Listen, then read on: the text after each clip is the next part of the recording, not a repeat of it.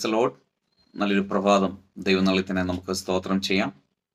ഈ രാവിലെ സമയത്ത് ദൈവത്തിൻ്റെ പരിശുദ്ധാത്മാവ് നമുക്ക് നൽകുന്ന ആലോചന എബ്രായർക്ക് എഴുതിയ ലേഖനം 12-ാം അധ്യായം 14-ാം വാക്യം. The book of Hebrews chapter 12 words 14.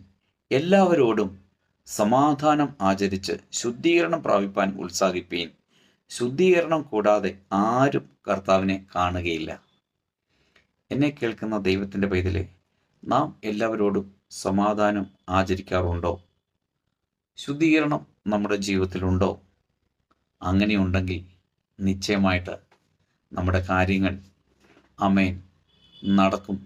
അത് നടത്തി തരുവാൻ നമ്മുടെ കർത്താവ് സർവശക്തിയുള്ളവനാണ്.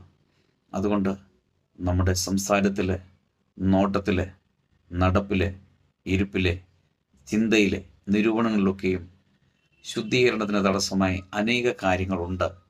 ഈ രാവിലെ സമയത്ത് അതിൽ നിന്നൊരു വിടുതൽ പ്രാപിപ്പാൻ യേശുവിൻ്റെ സന്നിധിയിൽ ഏൽപ്പിച്ചു കൊടുത്ത് ഒന്ന് പറഞ്ഞാട്ടെ, തെറ്റിപ്പോയി കർത്താവേ, എനിക്കൊരു ശുദ്ധീകരണം ആവശ്യമാണ്, അങ്ങത് നൽകണമെന്ന് പറയാം. എല്ലാവരോടും സമാധാനം ആചരിപ്പാൻ എനിക്ക് ശക്തി വരണമെന്ന് പ്രാർത്ഥിക്കാം. നിശ്ചയമായിട്ട് കർത്താവിനെ കാണാൻ സാധിക്കും. അത് നമ്മുടെ ജീവിതത്തിൻ്റെ ഒരു വഴിത്തിരിവായി മാറും. നമുക്ക് പ്രാർത്ഥിക്കാം. നല്ല കർത്താവെ, നന്ദിയോടെ സ്തുതിക്കുന്നു, സ്തോത്രം ചെയ്യുന്നു. ഈ രാവിലെ സമയത്തിനെ കേൾക്കുന്ന എല്ലാ പ്രിയപ്പെട്ടവരെയും തിരുവെഴുത്ത് പ്രകാരം പിതാവിൻ്റെയും പുത്രൻ്റെയും പരിശുദ്ധാത്മാവിൻ്റെയും നാമത്തിൽ അനുഗ്രഹിച്ച് പ്രാർത്ഥിക്കുന്നു.